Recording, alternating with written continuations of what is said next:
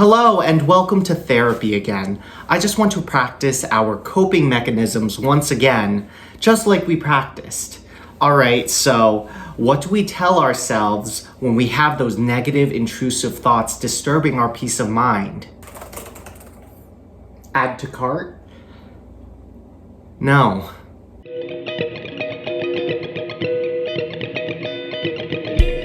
Hello guys, John here for another video on financial independence. Today's video is going to be discussing whether or not the FIRE movement is too risky to pursue.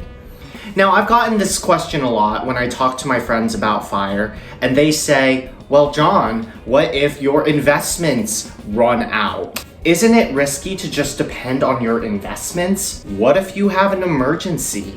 Today, I'm going to talk about why the FIRE movement is actually less risky than what you're doing now, living paycheck to paycheck.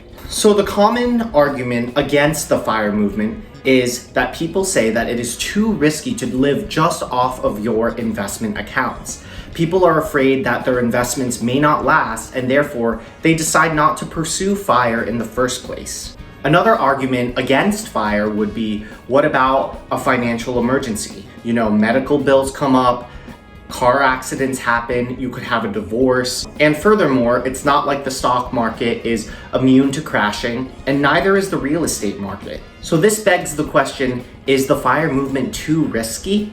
I'd like to argue that the FIRE movement is probably not as risky as you think. So before I explain why I don't think that the FIRE movement is as risky as you think, I want to explain what FIRE actually is. FIRE stands for Financial Independence Retire Early.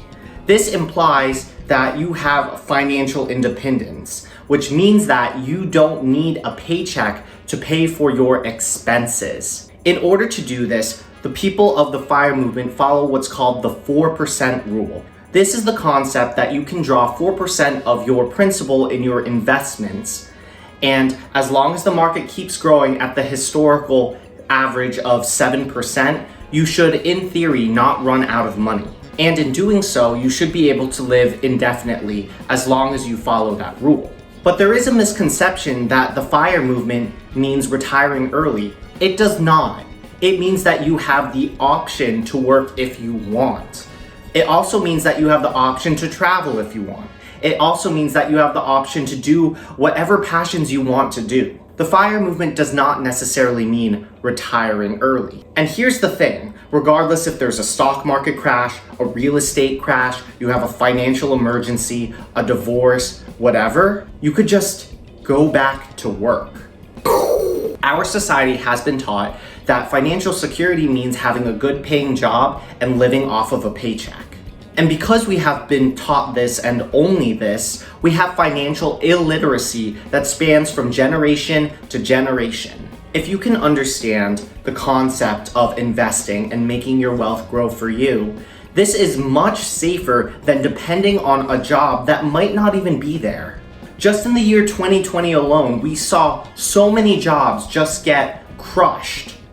And here's the thing. It wasn't necessarily the people who had a good paying job that felt super secure. It was the people who had a solid emergency fund, solid investments to pull from, and good financial literacy that did not necessarily feel the impact of the pandemic as much as someone who depended on their job for financial security.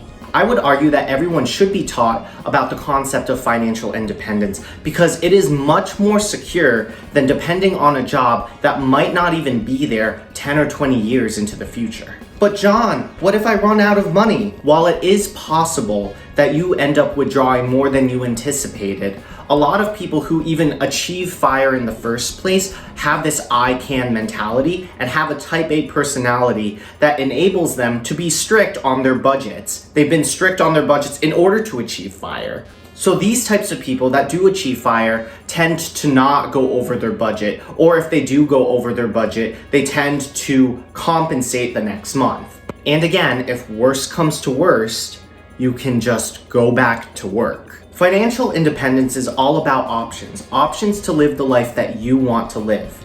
And honestly, you're not going to achieve FIRE unless you have an I can mentality. So yeah, guys, stay optimistic, stay on track, and just be reasonable about your goals. are we really going to have people who are not necessarily in the most financially literate position tell us that what we are doing is risky? Honestly, I would say that someone who spends all of their paycheck is living a very risky lifestyle. I don't know about you, but I'm not gonna have the average Joe tell me who has a 60% savings rate not to save my money.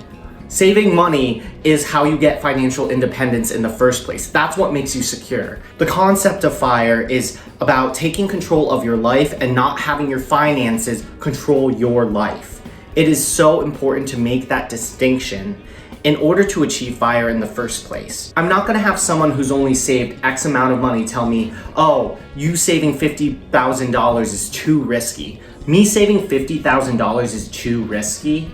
Like, it literally does not even make sense. Oh, you saved too much money. That's too risky. So yeah, guys, that's what my response would be if someone told me that the FIRE movement was too risky. I think it's too risky to let an external force, such as a boss, a company, define my financial security. I'm gonna define it for myself.